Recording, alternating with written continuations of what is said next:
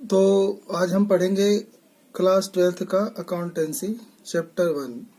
तो जो चैप्टर 1 है, पार्ट 1, इसका इंग्लिश में नाम है अकाउंटिंग फॉर नॉन या फिर नॉट फॉर प्रॉफिट ऑर्गेनाइजेशन, या फिर इसको नॉन प्रॉफिट ऑर्गेनाइजेशन भी बोलते हैं और इसको शॉर्टकट में एनपीओ बोलते हैं। ठीक है, तो नॉन प्रॉफिट ऑर्गेनाइजेशन या नॉट फॉर प्रॉफिट ऑर्गेनाइजेशन। ठीक है, तो इसमें हम अकाउंटिंग करना सीखेंगे कि जो नॉन प्रॉफिट ऑर्गेनाइजेशन होता है इसमें कैसे मतलब अकाउंटिंग की जाती है, इसके लिए कौन कौन से खाते तैयार किए जाते हैं, इनकी बैलेंस शीट किस टाइप की होती है, इनका प्रॉफिट एंड लॉस अकाउंट किस टाइप का होता है और कैश बुक या कैश अकाउंट किस टाइप का होता है। ठीक है, हिंदी में एनपीओ को बोलते हैं अलाभकारी संगठनों का लेखांकन।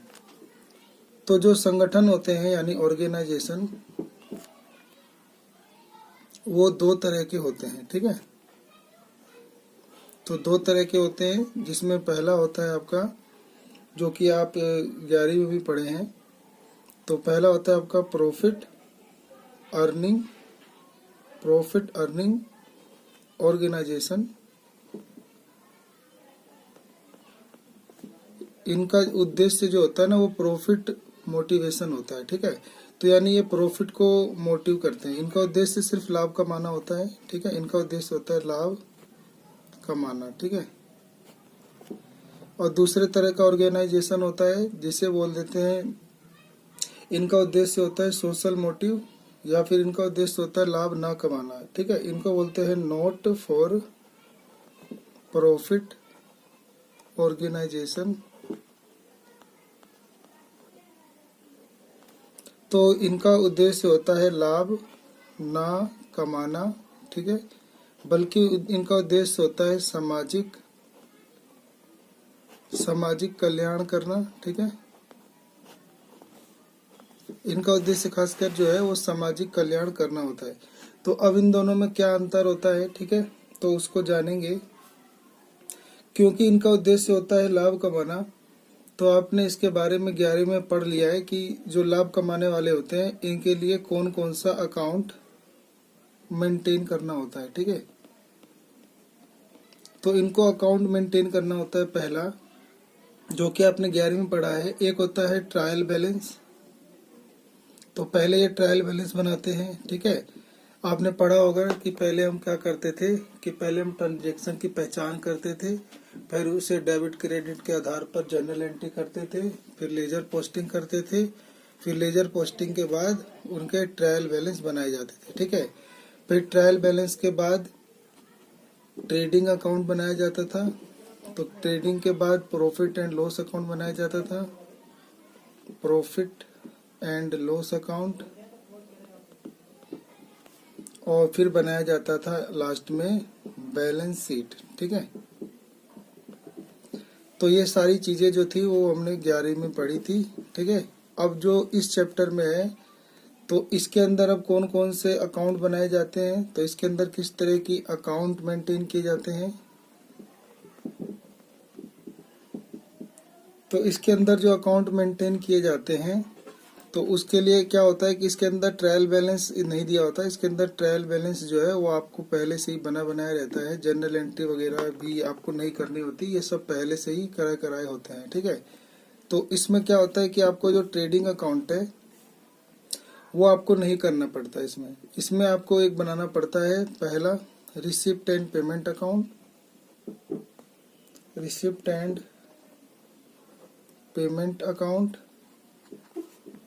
दूसरा आपको इसके अंदर तैयार करना होता है इनकम एंड एक्सपेंडिचर अकाउंट,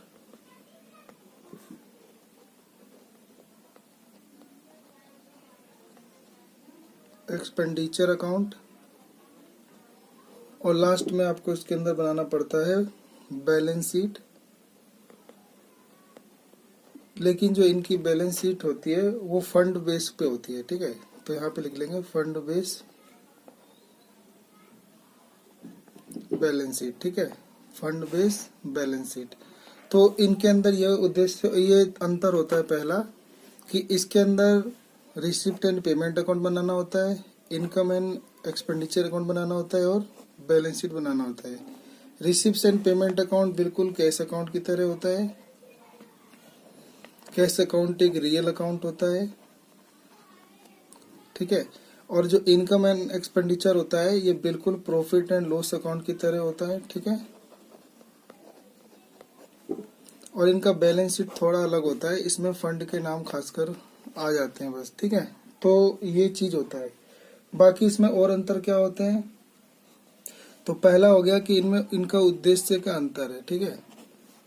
तो इनका उद्देश्य क्या होता है, इनका उद्देश्य होता है लाभ कमाना, ठीक है, इसका प्रॉफिट अर्निंग ऑर्गेनाइजेशन का। और इनका उद्देश्य होता है लाभ ना कमाना बल्कि सेवा भावना, ठीक है। इनका सेवा भावना होता है। सेवा भावना के साथ ये क्या करते हैं, ये परोपकारी काम करते हैं, ठीक है। और इनका उद्देश्य जो होता है वो खासकर लाभ ना कमाना होता है, ठीक है। ये तो आपका हो गया पहला अंतर। दूसरा, तो इसमें क्या होता है कि इसमें जो संगठन होते हैं, जो उसके स्वामी होते हैं, ओनर, वो अपने बिजनेस के लिए क्या लाते हैं, पूंजी लाते हैं, उसे कैपिटल बोलते हैं। तो ऐसे संगठन में सदस्यों के जो जितने भी पैसे आते हैं पूंजी, उसे कैपिटल के नाम से जाना जाता है। और उस कैपिटल को वो उस कैपिटल के फिर हम कह सकते हैं कि 3 पार्ट होते हैं, कैपिटल, इन्वेस्ट, रिजर्व और प्रॉफिट। और जो ये वाला होता है, इसके अंदर जो सदस्य होते हैं उनके अंदर जो भी वो पैसा लाते हैं, पूंजी लाते हैं, उसे कैपिटल फंड के नाम से जाना जाता है, ठीक है। तो ये जो भी पैसा लाएंगे उसे कैपिटल फंड के नाम से जाना जाता है। ये जो भी पैसे लाएंगे सिर्फ कैपिटल के नाम से जाना जाता है या रिजर्व के नाम से जाना जाता है, ठीक है। और ये जो भी लाएंगे इनका पैसा कैपिटल फंड के नाम से जाना जाएगा। और जो ये फंड होता है, ये पैसा इनको कहाँ से मिल सकता है, एक तो इन्हें डोनेशन से मिल सकता है, एक इन्हें सब्सक्रिप्शन से मिल सकता है। सब्सक्रिप्शन माने चंदा, डोनेशन दान।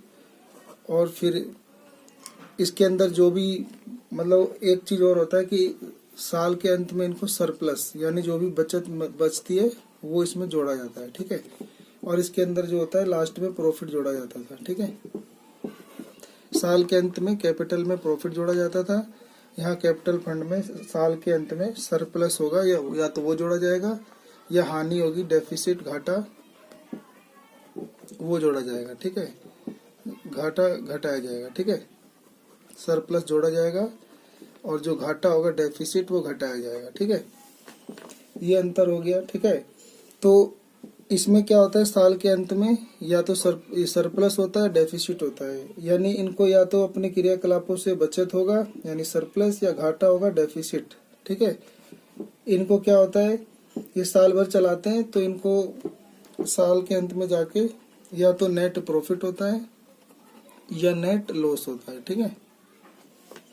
तो ये जो संगठन होते हैं ये अपने वर्ष के अंत में अपनी वित्तीय स्थिति को जानने के लिए यानी फाइनेंशियल कंडीशन को जानने के लिए कौन कौन से अकाउंट बनाते हैं, तो ये रिसिप्ट्स एंड पेमेंट अकाउंट बनाते हैं, इनकम एंड एक्सपेंडिचर अकाउंट और बैलेंस शीट बनाते हैं, ठीक है। और ये क्या बनाते हैं, ये बनाते हैं trading account, profit and loss account और बैलेंस शीट बनाते हैं। तो ये इनका अंतर हो गया, ठीक है। तो रिवाइज कर देता हूँ मैं। ऑर्गेनाइजेशन 2 प्रकार के होते हैं, एक प्रॉफिट कमाने वाले, एक प्रॉफिट नॉट फॉर प्रॉफिट यानी लाभ ना कमाने वाले, ठीक है। इनका उद्देश्य होता है सामाजिक कल्याण करना, इनका उद्देश्य होता है लाभ कमाना। इसमें जो मुख्य तरह के कौन कौन से अकाउंट खोले जाते थे, ट्रायल बैलेंस, उसके बाद ट्रेडिंग अकाउंट, फिर प्रॉफिट एंड लॉस अकाउंट और बैलेंस शीट। इनके अंदर ट्रायल बैलेंस नहीं बनाना पड़ता, ये पहले से बना होता है। इसमें मेन चीज बनाना होता है receipt and payment account, income and expenditure account और बैलेंस शीट। जो रिसिप्ट एंड पेमेंट अकाउंट होता है ये कैश अकाउंट यानी रियल अकाउंट की तरह होता है। इनकम एंड एक्सपेंडिचर अकाउंट को प्रॉफिट एंड लॉस अकाउंट की तरह कहते हैं और इसे नॉमिनल अकाउंट की तरह जाना जाता है, ठीक है। नॉमिनल अकाउंट में क्या था कि डेबिट ऑल एक्सपेंसेस, ठीक है, debit all expenses and loss and credit all income and gain, ठीक है। और इसमें क्या था कि रियल अकाउंट में क्या होता था कि डेबिट वाट कम्स इन और क्रेडिट वाज गोज आउट, ठीक है। और बैलेंस शीट इनका जो होता है वो फंड बेस पे बनाया जाता है। बस इतना ही इसमें मुख्य अंतर है। इनके साल के अंत में जो भी बचता है वो नेट प्रॉफिट या नेट लॉस होता है और उसे कैपिटल में जोड़ा जाता है बैलेंस शीट में। और इसमें जो भी साल के अंत में सरप्लस यानी बचत या डेफिसिट यानी घाटा होता है तो इसको कैपिटल फंड में जोड़ा जाता है। ठीक है, तो ये आपका इतना अंतर हो गया। इसके अलावा जो ये एनपीओ होते हैं, एनपीओ यानी नॉट प्रॉफिट ऑर्गेनाइजेशन, तो ये कौन कौन से बुक्स ऑफ अकाउंट या अकाउंटिंग प्रोसीड्योर रखते हैं, यानी इनके पास कौन कौन सी बुक्स होती हैं। ठीक है, बुक्स ऑफ अकाउंट। तो इनके पास जो पहली बुक होती है वो होती है कैश बुक। ठीक है, तो कैश बुक होती है एक, और इनके पास एक होता है रजिस्टर ऑफ मेंबर्स, और तीसरा होता है इनके पास रजिस्टर ऑफ असेट्स। ठीक है, यानी इनके पास एक कैश बुक होती है, इनके पास एक सदस्यों का रजिस्टर होता है। ठीक है, मेंबर माने सदस्यों का रजिस्टर जो दान देते हैं, डोनेशन देते हैं। ठीक है, और इनके पास होता है संपत्ति। ठीक है, तो संपत्ति यानी असेट्स का रजिस्टर होता है। ठीक है, तो जब ये वित्तीय वर्ष का अंत आता है यानी फाइनेंशियल ईयर का जब अंत आता है